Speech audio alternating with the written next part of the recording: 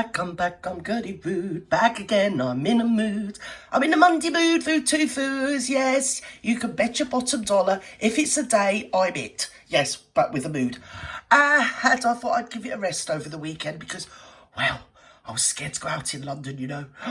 Oh, it was a gog, it was. It was chock-a-block. There was people everywhere, yes there was. Yeah, it was all going on. Politicians, yes, they were bleeding everywhere, so I kept my head down, didn't I? Yeah, I don't like to mix with hoi polloi, do you get me, capiche? Oh, it was terrible, so I just stayed indoors. Yes, had a weekend off.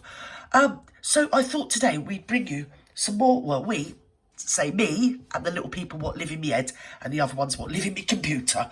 Yes, I think they call them trolls.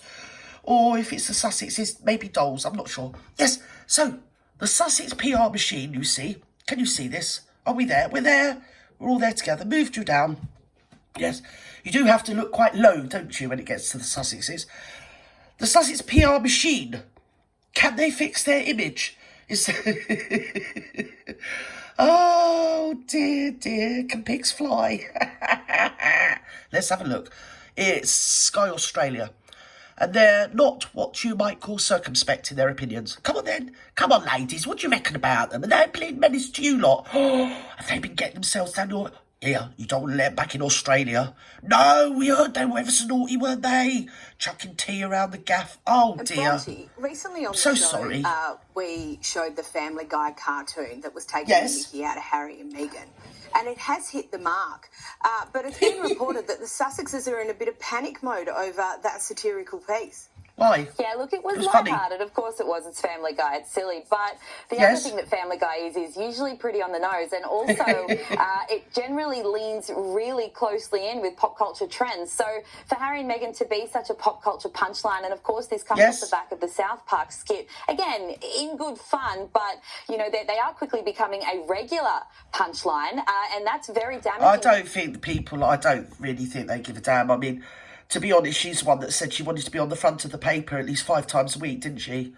And considering there's only 7 days in the week, you know, I don't think she's bothered when it's there. I mean, usually if Charles does something, she'll come out with something, make out Omid Scobie's put it out, or one thing and another. Or her PR team is her. I don't know why she bothers paying them, because she never listens to them. And if she did, she wouldn't wear all the bleeding mucky stuff she wears, would she? Well, if she wore it, she wouldn't wear it so ghastly, would she?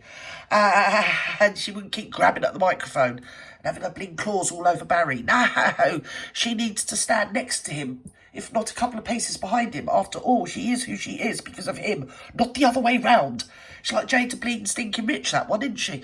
Oh, look at me, I'm Marvelicious. I'm with, like, most well-known actor in the whole bleeding universe. But guess what? It's all about me. No, it isn't.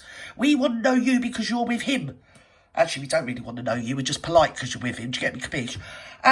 Ditto, these two. Anyway, apparently he won something to do with his Mickey Mouse court case last week, didn't he? Oh, they love a court. They do. They're a right pair of courts. They can't help themselves. If they're not going in and out the courts every day of the bleeding week or filing papers here, willy-nilly and hither and thither, well, it's not a good day for the Sussexes, is it? No, they're very private, though. So obviously we're not supposed to talk about it. Do you get me, capiche? It's a bit under the cover. Yeah, so he won some Mickey Mouse part of it. Something to do with something no one gives a flip about. It happened. It's like I've said and other people have said, and it's not bleeding rocket science.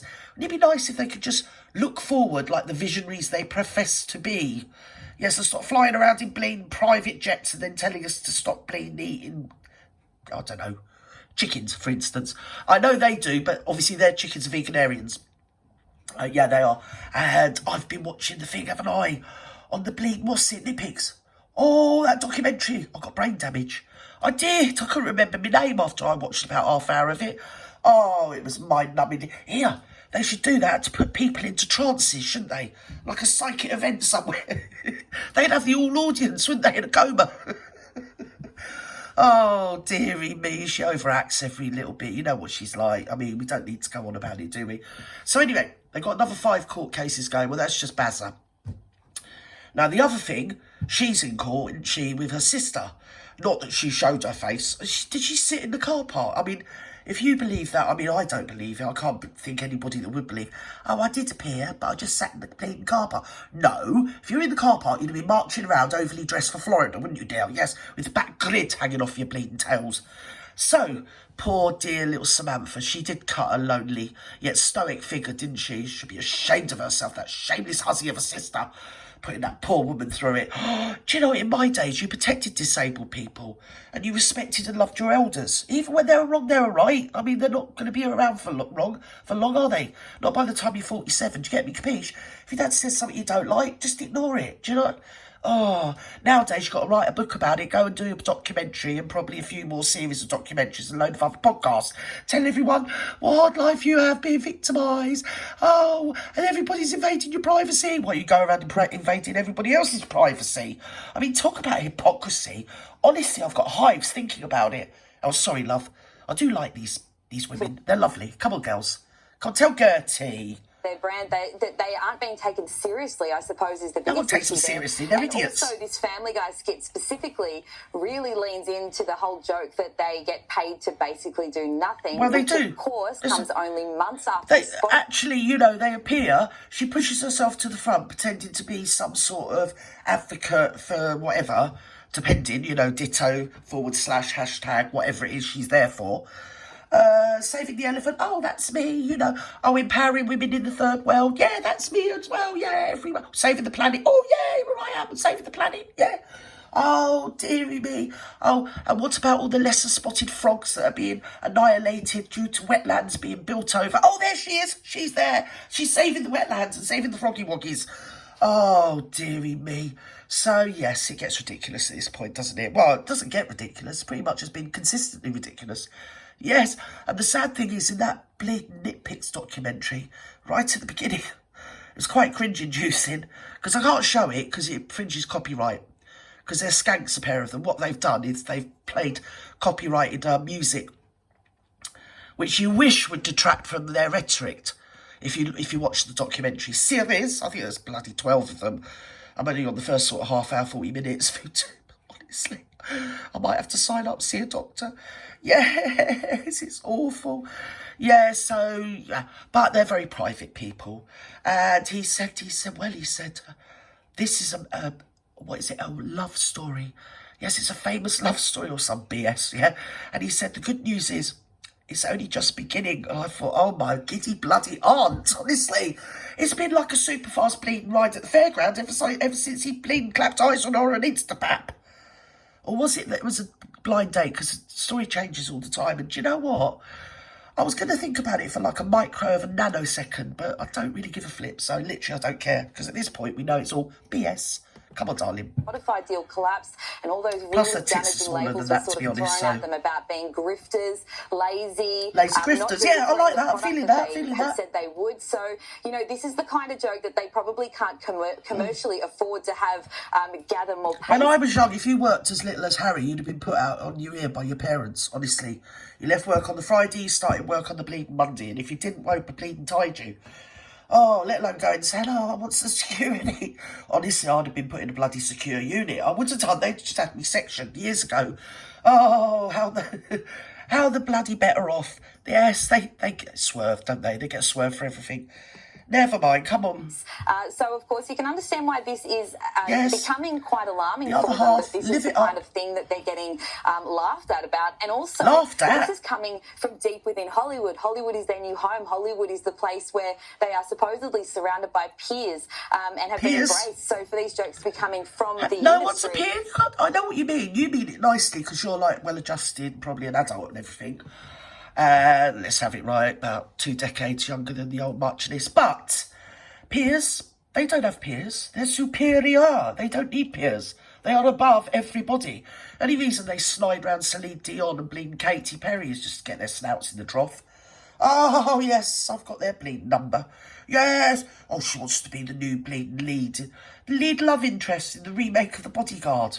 Give us a bleeding break. Don't make me laugh, my fat ass. Oh, dear. Do we want to hear more, do we? Come on, darling. Yeah, it's got to be concerning, I would say. Concerning, that's polite. But Louise, after being pilloried by Family Guy... Pilloried? I do like that idea. Should we bring that back? On an express train to obscurity. Is that probably a little too rough? I think they're already on that train. True, Cara. I mean, that phrase is courtesy of a PR. I'm not being nasty, but I think they've been on the express train to obscurity, and I think they arrived there about 5 years ago, you know, and ever since then they've been chucking brickbats. Or I was going to say they're turds at the wall, you know. Do you get me, capiche? Expert in the US, Ryan McCormick, who says that they need to embrace Yes. the way people are taking the mick out of them. They need to mental develop health a sense of facilities. humour and fast. They need to develop a thick skin and fast, and be a bit sort of self-deprecating, sort of poke fun at themselves. I'm amazed that No, both of them have tried that. Sorry, darling. Love you top. Oh, love that top, actually. I love that jacket. Are you sure you didn't nick that off me? Because I've got one similar, but redder.